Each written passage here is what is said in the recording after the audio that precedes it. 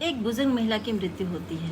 यमराज उसे लेने आते हैं। वो महिला यमराज से पूछती है कि प्रभु आप मुझे स्वर्ग में ले चलेंगे या नर्क में। यमराज कहते हैं ना आपको स्वर्ग में ले चलूँगा ना नर्क में, आपको सीधे मैं प्रभु के पास ले चलूँगा क्योंकि आपके कर्म बहुत अच्छे हैं, आप एक पुण्यात्मा हैं। बुजुर्ग महिला यमराज से निवेदन करती है कि प्रभु मैंने यहाँ पृथ्वी लोक में स्वर्ग और नर्क के बारे में बहुत सुन रखा है, तो अगर एक बार आप मुझे दिखा देते और उसके बाद प्रभु के यहाँ ले चलते तो बहुत अच्छा था। यमराज ने कहा कि आप पुण्यात्मा हैं, चलिए आपको एक बार स्वर्ग और नर्क दिखा देते हैं, उसके बाद हम प्रभु के यहाँ चलेंगे।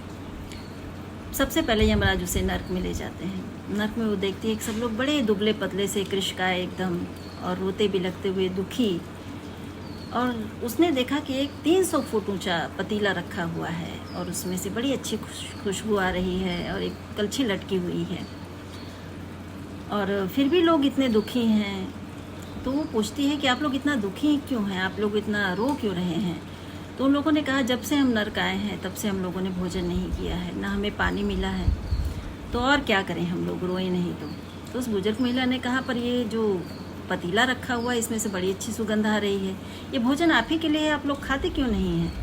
तो उन लोगों ने कहा पर ये पतीला इतना ऊंचा है कि हम में से कोई भी वहाँ तक नहीं पहुँच पाता है, तो भोजन मिलता नहीं है और पेट भरता नहीं, इसलिए हम लोग दुखी हैं। उस महिला ने सोचा हो सकता है नर्क है, प्रभु ने इन लोगों के लिए इसी तरह से सज़ा निश्चित की होगी, इसलिए इन लोगों को ऐसी सज़ा मिल रही है। फिर यमराज के साथ वो स्वर्ग में जाती है। स्वर्ग में सब बड़े खुश, बड़े स्वस्थ, सबके चेहरे बड़े दिव्य, और वो देखती है कि उसी तरह का एक 300 फुट ऊंचा पतीला वहाँ भी रखा हुआ है, उसमें से एक कलछी लटक रही है और बड़ी अच्छी सी खुशबू उसमें से भी आ रही है, उसी तरह की जैसी नर्क में पतीले से आ रही थी। तो वो पूछती है कि आप लोग बड़े खुश हैं, क्या कारण है इसका। तो उन लोगों ने कहा कि हमारे लिए यहाँ सब कुछ अनुकूल है, वातावरण बड़ा अनुकूल है, भोजन मिल रहा है, पानी मिल रहा है, इसलिए हम लोग खुश हैं। तो उस बुजुर्ग महिला ने कहा पर ये पतीला तो बड़ा ऊंचा है, तो आप लोग यहाँ तक पहुँचते कैसे हैं अपना भोजन प्राप्त करने के लिए।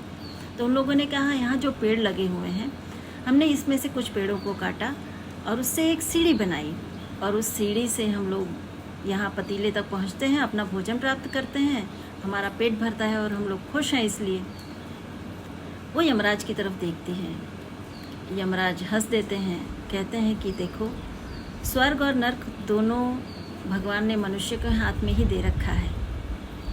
ये पेड़ जो इन लोगों ने काटे यही पेड़ नर्क में भी हैं, पर नर्क के लोगों को मेहनत नहीं करनी है, कर्म नहीं करना है, उन्हें भोजन हाथ में चाहिए, बिना कर्म किए, बिना कुछ काम किए, इसीलिए वो लोग भूखे हैं और रो बिलख रहे हैं।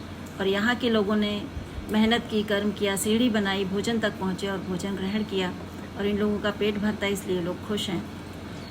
तो मॉरल ऑफ द स्टोरी ये है कि पृथ्वी लोक में भी अगर आप कर्म नहीं करेंगे तो कुछ मिलना नहीं है, और जो मिलना है वो कर्म के अनुसार ही मिलना है। अगर अच्छे कर्म करेंगे आप तो अच्छा मिलेगा, अगर बुरे कर्म करेंगे तो बुरा मिलेगा।